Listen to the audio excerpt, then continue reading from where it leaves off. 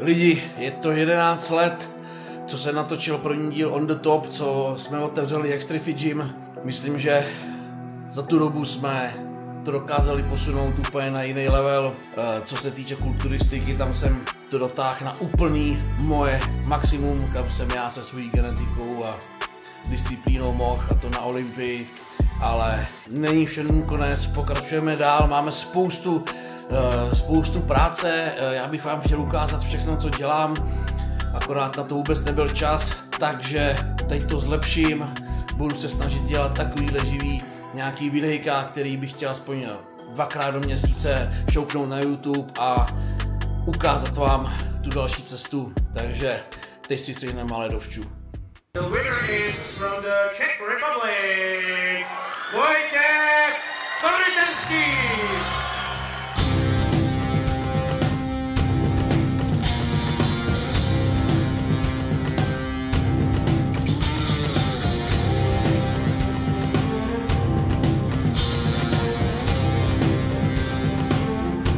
Chtěl jsem být nařáchlej prcek.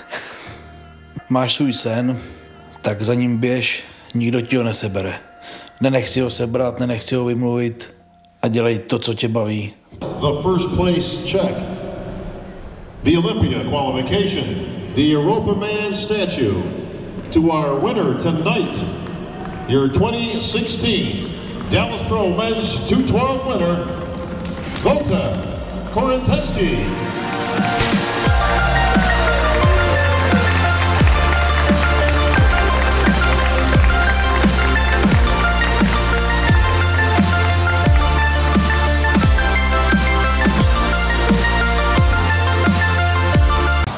Nemůžu. Hamara ze zhora, cvik, jezdím po každý na záda. Všechno to jsou dobrý cviky, no, tak je musím jezdit vždycky, no. To je jasný, ne? Ta cesta není vůbec jednoduchá. Je to o nastavení hlavy. Buď chceš, nebo ne. Musím si domů lehnout na gauč. Přesně, takže čekat na někoho, než dojede sérii, to je nekonečný příběh. Napálí si Walkmana, vole, jo, přesně. Jdeš to vody, to je. Přesně. Tak jo, je to tam, ty vole. Tak, pojedej.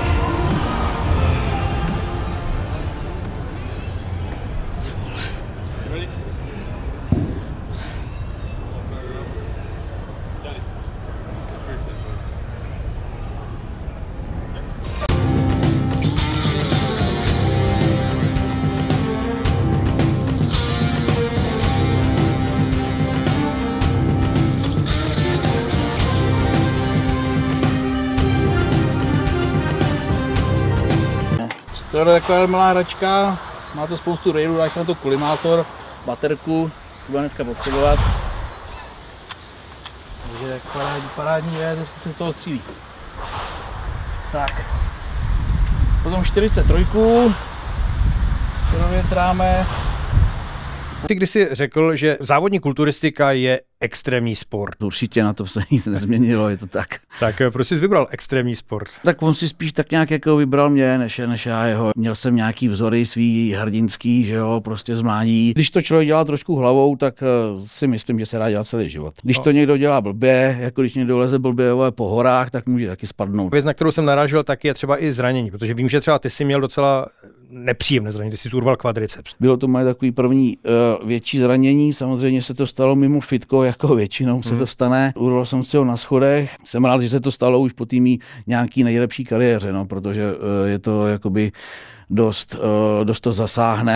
Už je to 11 let, co jsme otevřeli první Extrify Gym, co jsem natočil první díl On The Top, přijde mi to jako pravěk, ale za ty roky myslím, že jsme to posunuli úplně na jiný level a to znamená, lidi, nikdy se nevzdávejte a jedeme dál, nezastavujeme.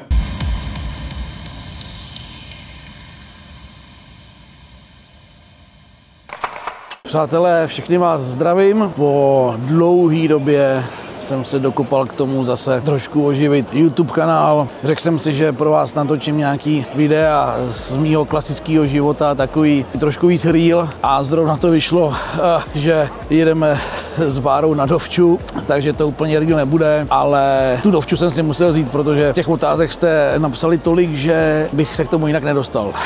Ne, to byl samozřejmě vtip, prostě to takhle vyšlo. My jsme zrovna v Kataru, v Dauhá, na přestupní stanici a odsaď letíme na Maledivy, kde si stříhneme takovou rychlou dovču a pak zpátky zase do práce a začnu zase něco natáčet. Uděláme soutěže, první soutěž vlastně už jste mohli vidět na Instagramu. Až přiletíme, budu mít trošku klidu, tak natočím otázky a odpovědi, které jste mi poslali a někdo vyhraje krásnou cenu. Uděláme krátký report z dovči, třeba vás to bude bavit a pak se vrátíme zase hnedka do fitka a do práce, abyste viděli, že do ní i chodím. Tak akorát jsme přistáli na Malé a sedli jsme do autobusu, který nás doveze tady k místnímu lokálnímu letišti a hydroplánem pak poletíme na místo činu. Letiště je tady maličký, ale hnedka u moře. Tak jsme na letišti, kde startují hydroplány, tady lítají vnitrostátní lety nebo lety na rezorty, což bude jeden náš a letí nám to asi za hoďku a půl. A tady teráska, kde můžeme čekat příjemně venku, tady asi 30 stupňů, ale chládeček.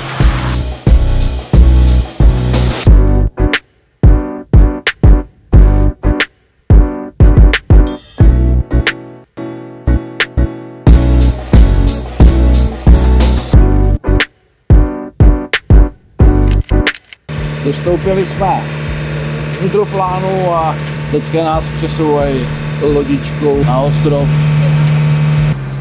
No, tohle je náš ostrůvek, má asi 500 metrů na délku a 200 metrů na šířku.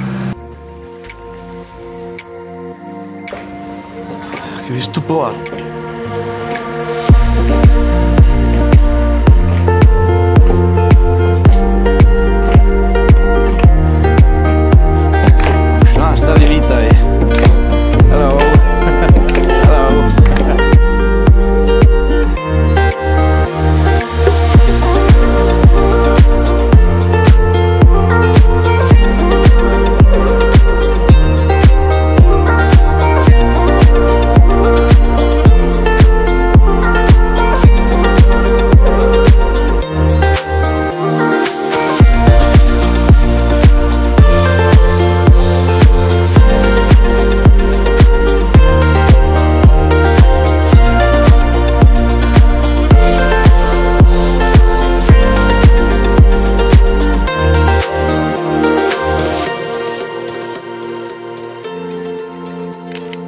Tak přátelé, tady bydlíme, za mnou vlastně takový bungalov, tam jsme ubytovaní, je to pár kroků od moře. Hezký na tomhle místě je, že jsou palmy a vegetace na Škodě a kolem celého ostrova je útes, takže na šnorchlování úplná paráda, je to asi 10-15 metrů od břehu, takže kdo má rád šnorchlování, tenhle rezort Vila Mendhu úplně ideální pro něj. Já moc teda dlouho nevydržím.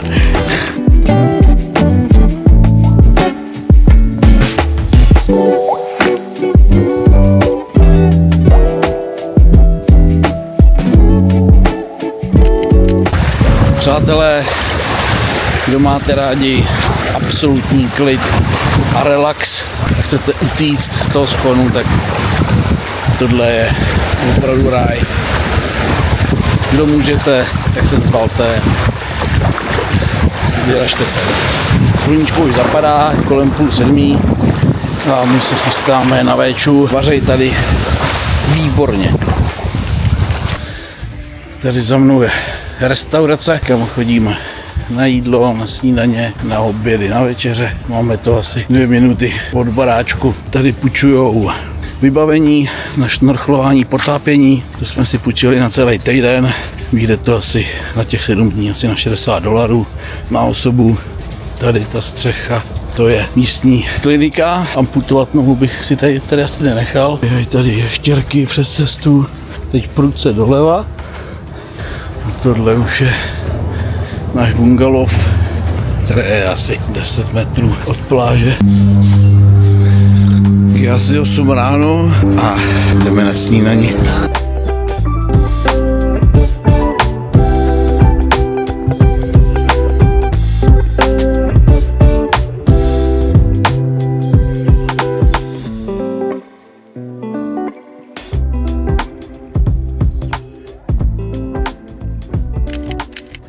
Tak máme po snídani, já jsem si dal omeletu, nějakého lososa uzenýho, salám, toustíky k tomu a pak několik misek ovesní kaše s třtinovým cukrem a s kořistí.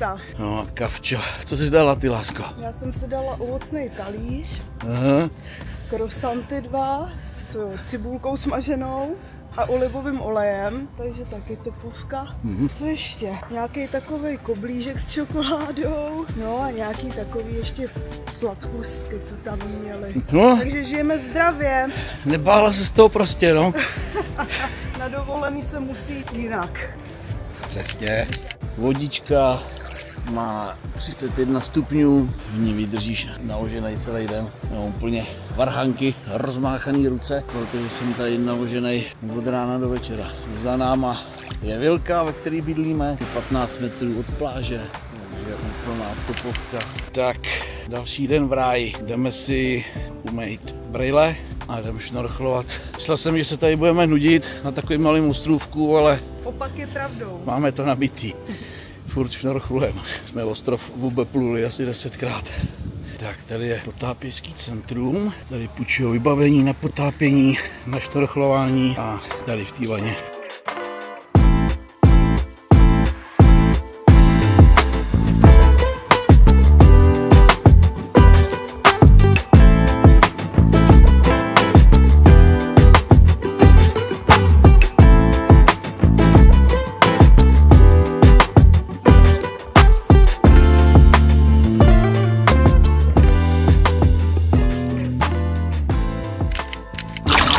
Takovýhle kýčovitý pohledy tady máme.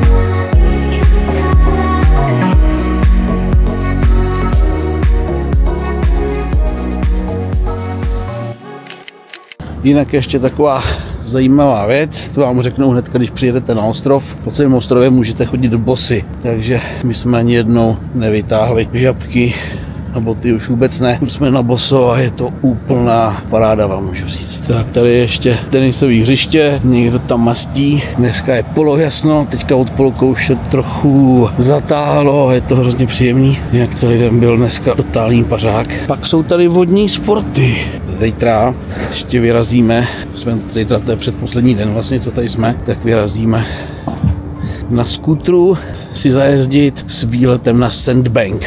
To je taková písečná duna, která kouká z vody. Tam se budeme hoďku koupat a jedeme zpátky. Ukážu vám ještě vnitřek ostrova. Je tady nějaký sportovní vyžití. Tady za mnou vidíte fitko. Tam by mě upřímně nikdo nedostal, protože myslím, že každá promarněná chvíle tady na tom krásném ostrově, když jste někde zavřený, je úplná škoda. Takže fitka mám doma dost. A tady to je úplný nesmysl. Tady si opláchneme zase nožky od písku. 1, 2, 3. Tady jsou vodní vilky. Musím říct, že bych ale v nich bydlet nechtěl. Jednak jsou vodozdravší, ale nemáte tady pláž. My máme ten bungalov, uděláš 3 kroky, jsi na nádherný pláži a můžeš hnedka šnorchlovat. Paráda. Tady to je jednak docela treka, než se dostanete do té první restaurace, protože jak vidíte přede mnou, to končí, tak to nekončí, vede to ještě doleva a musíte projít celý to molo a prostě jednoduše vám tam chybí ta pláž a ty palmy.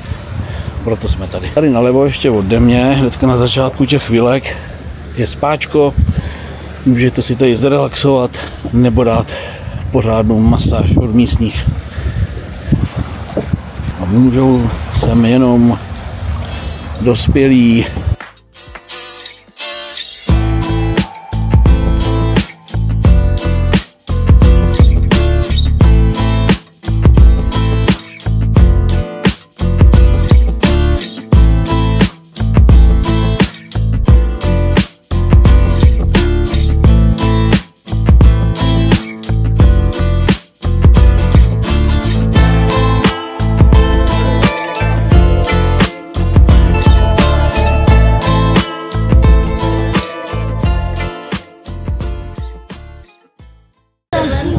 Tak jsme na konci, cesta trvala asi 6 minut a když je jasno, tak sem chodí lidi koukat se na západy sluníčka, ty jsou tady těžce romantický.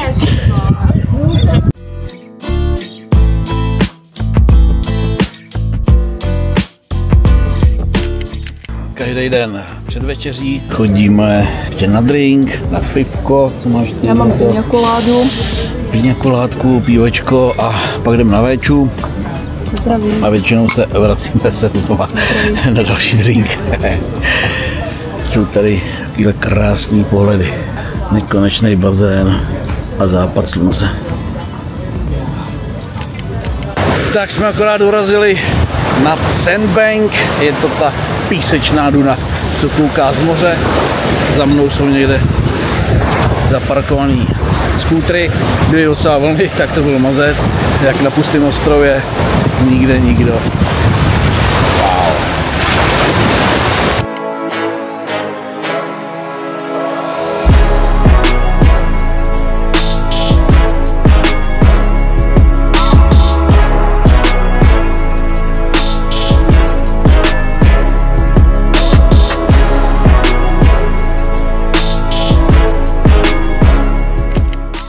Dovolená se blíží ke konci a musím říct, že na hezčím místě jsem ještě na světě nebyl.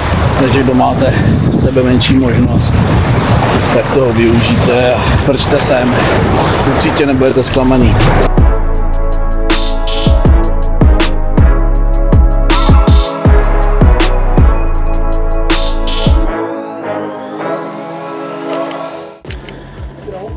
Tak, je čas na otázky. První otázka. Vojto, kolik plánujete fitek včera? Přeji hodně úspěchů.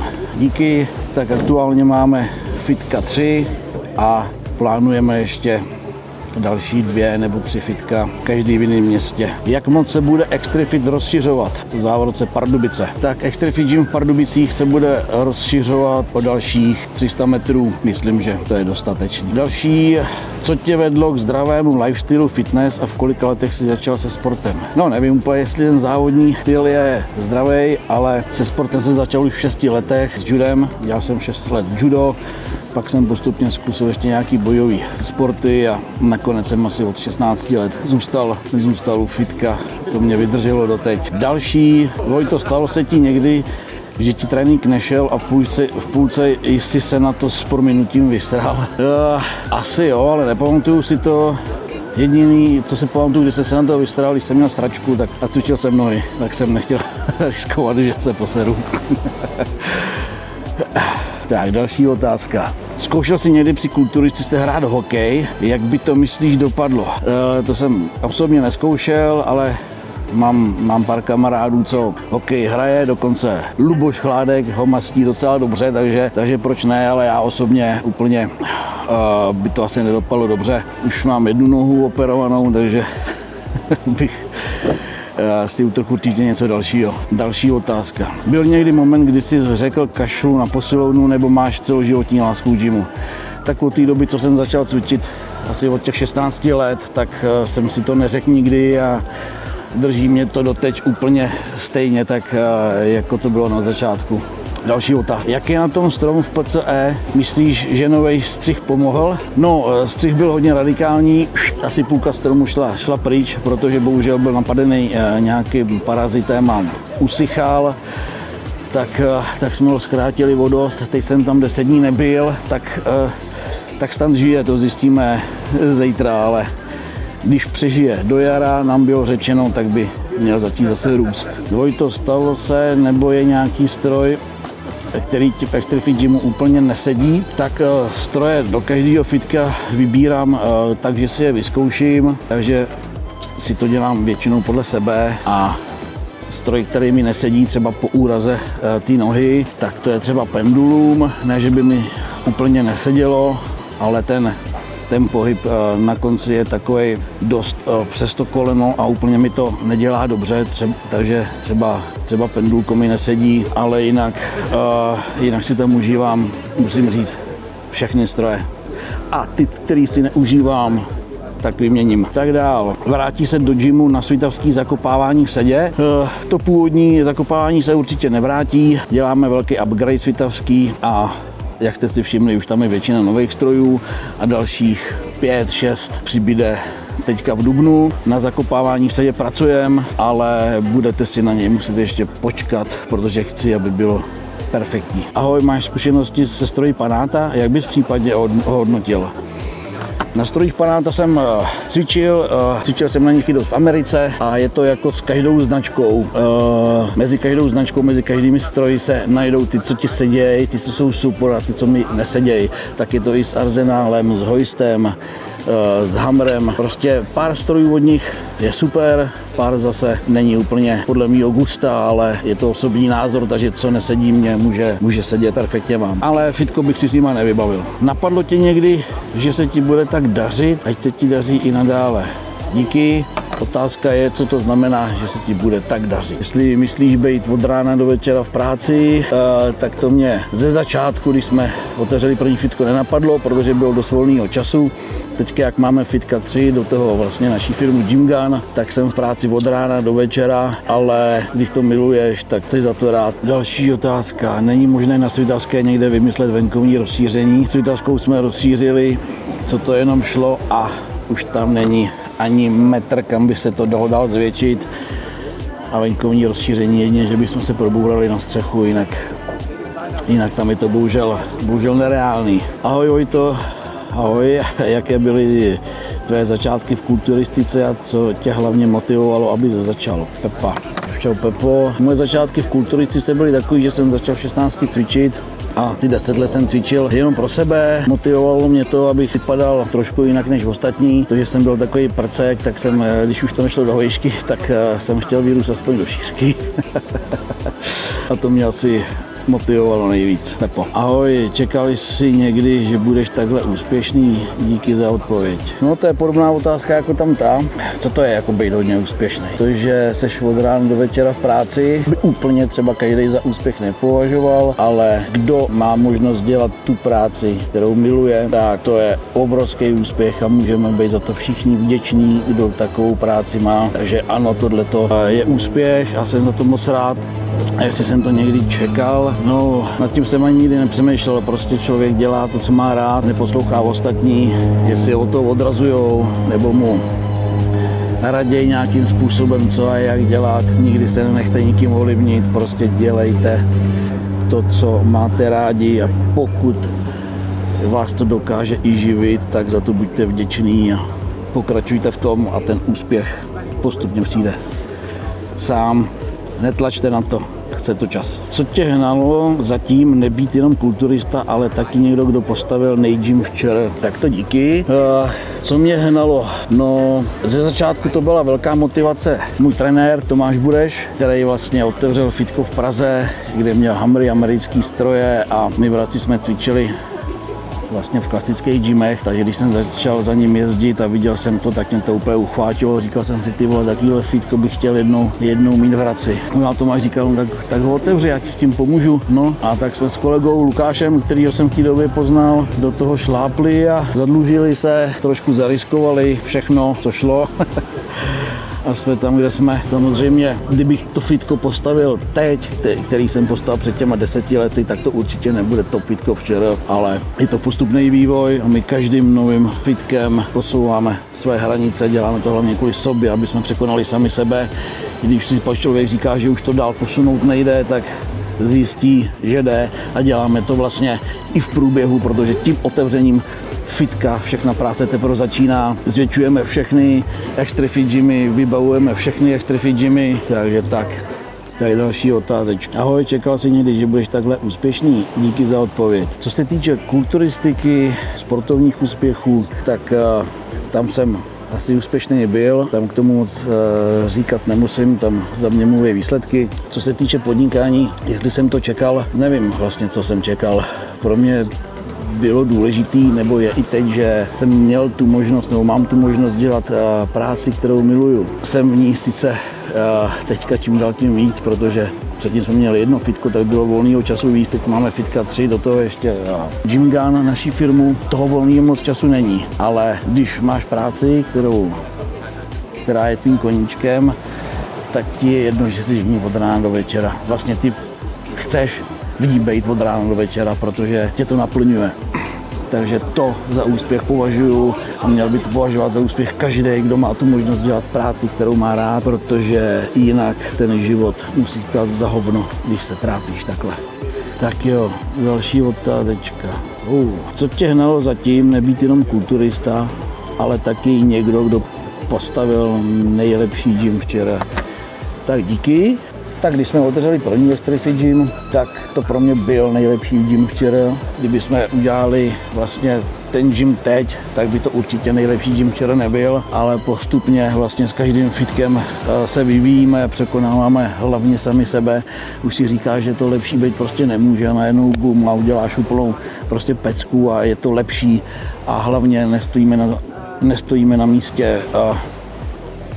I to první fitko, co máme už přes 10 let, tak prochází dalším vývojem, nesedíme prostě na jednom místě a tam prostě se nezasekneš. Chce to prostě furt do toho šlapat, furt přinášet něco nového. Nesmíte usnout na vavřínech a nechat se opojit nějakým pseudoúspěchem. Prostě musíte do toho furt dupat a hlavně překonávat sami sebe. Takže musíme udělat další fitku, aby jsme měli další motivaci. Přehrátej iPhone. Jo, tak pauza. Ahoj Vojto, nějaký závody v plánu a kdy bude hotový Mustang? Závody v plánu zatím nemám, vždycky to nechám tak nějak na poslední chvíli. Před létem si teďka zase střihnu dietku, abych se cítil dobře a jestli pak tam něco přijde třeba na podzim, tak se tomu bránit nebudu, pokud bude všechno jak má. A co se týče hotového Mustangu, no tam se to trošku protahuje, byly tam nějaké komplikace a je teďka na cestě motor, auto je v lakovně, takže já dělám všechno pro to, aby to bylo v létě už hotový, protože samotného už mě to štve, už chci jezdit. V jakých městech plánuješ ty nový fitka? Tak, konkrétně určitě nebudu, ale jsou to města s nějakou rozumnou dojezdovou vzdáleností od nás z Hradce Králové, abych nejezdil přes půlku republiky. Takže tak. Jak být tak úspěšný jako ty Vojto? Milionové investice do fitka, že si až říkám, že se to nemůže vrátit. Tak to si říkáš docela správně, opravdu ty investice jsou už třeba nesmysl, ale tam jde právě o to, jak jsem říkal v předchozí otázce, že ta práce je vlastně i naším koníčkem, takže opravdu si tam dovolíme trošku upustit tu úzdu a udělat vždycky nějaký nesmysl, aniž bychom počítali s tím, jestli se nám to už vyplatí nebo ne. Samozřejmě těch strojů třeba v Pardubicích je takové množství, že by tam klidně stačila půlka a fungovalo by to taky tak.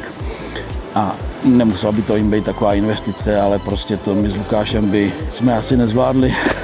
To samé, další rozšíření by třeba nebylo ani nutné, ale prostě když chceš něco dělat do úplného extrému a chceš hlavně pro sebe, pro svý uspokojení, aby to bylo dokonalý, tak na tohle to prostě nekoukáš. Fitka nejsou to jediný, co nás živí, takže kdybychom to měli brát takhle ekonomicky, tak bychom určitě takhle nepouštěli fantazii. Koukám, že se většina otázek točí kolem fitek, jestli vás to zajímá ještě. Můžeš prosím nějak shrnout historii tvých fitek, nějaké takové osobnější vyprávění? Dík. Tyjo, tak jestli bych měl vyprávět úplně od začátku, tak by to bylo spíš na celý video, takže tady to povídání třeba o úplných základech bych asi nechal na jindy, protože to je otázka třeba na 4 hodin. Co se ti honí hlavou, když jdeš na stage? I po těch letech zkušeností, co máš na prknech. Tak je to vždycky skoro to samé. Samozřejmě teďka po těch, já nevím, 17 letech závodění už člověk ví tak nějak přesně do čeho jde, ale je to vždycky stejný. Já nejsem nějaký exhibicionista velký, takže je to pro mě i vždycky trošku stresující. Mám trému, samozřejmě vždycky mám trému, se mi honí hlavou, abych to tam ustál, abych dobře zapozoval, abych si držel břicho, protože to mi vždycky všichni říkají, drž si hlavně břicho a nohy, drž břicho a nohy, takže to se mi asi honí hlavou nejvíc. Další otázečka nečekaně na fitko. Bude venkovní zóna na cvičení i v PCE jako v HK? Jestli ano, tak kdy? No, úplně bych nechtěl tady říkat všechny naše překvápka, ale venkovní zóna v Pardubicích by byla dobrá i tohle léto. Jak řešíš trávení a co nulu, jel jsi někdy? Tak trávení neřeším, mám ho docela dobrý. Používám vlastně od Extrifitu NT7, když si dám trošku něco navíc. Nuly jsem zkoušel před lety, ale je to nesmysl, už bych je nikdy v životě nedržel. Zajímal by mě aktuální jídelníček, co popkáš, běžný den, makra, děkuji. Tak, když to řeknu stručně, mám to jednoduchý, ráno mám nějakých 5 vajec, k tomu nějaký racia, pak mám vlastně přes den 2x break od Extrifitu a protože máme méně času na jídlo, jak makáme, tak mám 2x denně, vlastně k obědu mám půl kila kuřecího a nějakých 200 gramů rejže zasyrova a k večeři mám nějakých 300 gramů lososa a další 200 gramů rejže zasyrova plus po tréninku většinou dávám teďka 3 odněrky hýra a banán, což je nějakých necelých 100 gramů bílkovin, sacharidů a nějakých 50-60 bílkovin. To je vše, plus nějaká píčovinka teďka, protože nedržím dietu. Čau, pojďme točit on the top. On the top asi to už jakoby přímo nebude. Chtěl bych udělat takový nějaký trošku, jak jsem říkal, real videjka, abych vám maličko přiblížil takový klasický můj jakoby život, nic jakoby hranýho, strojenýho, nic plánovaného, vyloženě. Takže tak. Neuvažuješ o tom prohodit si prostor v Pardubicích s Albertem, vešlo by se tam o pár mašin a jednu palmu navíc. Jo, to máš pravdu, to víš, že jo. Kdyby nám to nabídli, tak to berem všem na 10. Dáváš občas před tréninkem kratom? Díky, ať se daří, díky, taky ať se daří, jo, kratom před tréninkem dávám vlastně skoro před každým tréninkem. Mám to rád. Dobrý den, zaprvé vám chci poděkovat za super videa a obsah na sociálních sítích.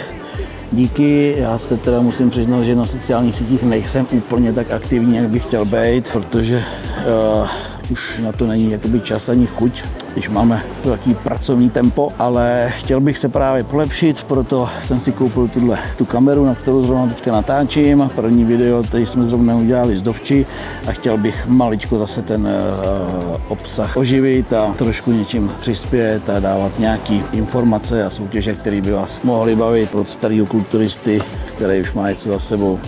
A za druhé, při zkušenostech, které máte teď, jaké změny udělat a zda by na začátku kariéry pomohly. No tak to víš, že jo, kdyby měl člověk ze začátku hnedka věděl, co má dělat, měl někoho u sebe, aby mu poradil, tak ta cesta se extrémně zkrátí. Já jsem vlastně 10 let cvičil jen tak pro sebe, nevěděl jsem vlastně pořádně co a jak, všechno jsem zkoušel sám, takže tam bylo spousta jakoby chyb a omylů a teprve po těch 10 letech, kdy se mi ujal vlastně můj první trenér Michal Hradecký, tak mě teprve začal navádět na tu správnou cestu a během roku jsem udělal takový pokrok, co jsem neudělal za těch 10 let. Takže najděte si na začátek, když chcete dělat něco, co vás baví a chcete to dělat dobře, tak si najděte vlastně toho daného člověka, oboru, který už má za sebou zkušenosti, které vám můžou pomoct. Určitě si nehledejte žádný rady od nějakých youtuberů, ale co byli jednou na závodech nebo nedrželi ani dietu.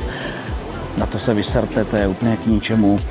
Nemůže vám radit 20letý kluk, který ví prostě hovno, ale vždycky se poraďte s někým, kdo za sebou tu kariéru má, ať už to je vlastně pracovní kariéra, sportovní, je to úplně jedno. Ale ten člověk ví, o čem mluví, není to jenom o teorii, stejně jako Když pojete k doktorovi a bude tam student medicíny, bude nabichlovaný, vědět přesně, jak vám projít operaci srdce, jak mu dáte do ruky skalpel a posere se, protože praxi zatím nemá žádnou, že jo.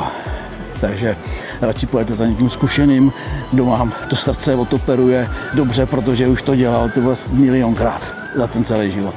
Takhle to je prostě ve všem. Vojti, budeš ještě závodit? Ano, rád bych. Ahoj, jaký je podle tebe největší mýtus kulturistice, kterému lidé stále věří? Tak těch mýtusů je hodně. Každopádně u té kulturistiky není třeba být úplný Einstein. Možná někdy lepší to překombinovat, nevymýšlet píčoviny. Prostě se držte starých osvědčených věcí a ono to bude fungovat. Nezkoušejte zbytečný nějaký výmysly a píčoviny a nehledejte v tom prostě vědu. Není v tom žádný zakopaný pes. Když budete měnit každý měsíc trenéra, protože nemáte výsledky, prostě cvič 10 let, žer tak, jak máš, dělej proto i ostatní věci a ty výsledky přijdou. Není to prostě běh na rychlou tráť, je to o tom čase, který tomu věnujete. Tak ještě si dám jednu otázečku. Ahoj, zajímá mě, kolik jsi měl motorek, jaká je současná a na čem jsi začínal, děkuji. Tak úplně, když jsem začínal, tak jsem začínal asi v 15 u nás na chalupě na vesnici na fichtlu, no a na tom jsem řádil vlastně roky a pak jsem měl dlouhou pauzu od motorek a nakonec jsem se k ním dostal až přes kámoše Aleše Půpána, který mě motivoval tím, že do fitka jezdil na Sportstru, tak jsme nakonec se rozhodli, že něco vymyslím taky, protože mě sportovní motorky moc nebavily a měl jsem rád právě vždycky takovou spíš tu pohodovku, ne žádnou vraždu a motorky mám aktuálně dvě, obě to jsou stavby, jedna je 2003 Softail a druhá je 2008 taky Softail, jedna je stříkačka, druhý má ještě karbec a jezdím na nich na obou, no i když ne na jednou. Tak lidi, a ještě tady máme vyhlášení 3 výherců a začneme první cenou, která je trénink se mnou v Extrifit Gymu a útrata je na mě. Otázky jsem vybral, nebo vlastně výherce jsem vybral úplně náhodně podle listování. Takže první cenu vyhrává Ondřej Matějček s touhletou otázkou. Napíšu ti, pak se domluvíme. Gratuluju. Tak. Druhý výherce, tady jsem to vyscreenoval, Tomáš Pechy. Tome, ještě tam je vidět, vyhráváš karton tyček. Napíšu ti, až přijedu z Dovči a pošlu ti ho. A poslední výherce je Aleš Bořil, touhle otázkou, a fakt nevím, jestli to tam je vidět, kamera, ale to nesnímá. A Aleši, ty vyhráváš německý nejčistší kreatin. Všem výhercům gratuluju a až přijedu z Dovči, tak vás kontaktuju a vyřídíme ceny. Tak jo, úplně na všechny otázky jsem neodpověděl, bylo jich hrozně moc, ale vybral jsem takový, aspoň mě přišly trochu zajímavý, nějaký byly úplný píčoviny, ale otázky si určitě ještě zopakujeme a hlavně budou pravidelní videa a pravidelné soutěže. Takže kdo nevyhrál, vůbec nebuďte smutný. Já si myslím, že příští týden do toho šlápnem z doma. Tak čau.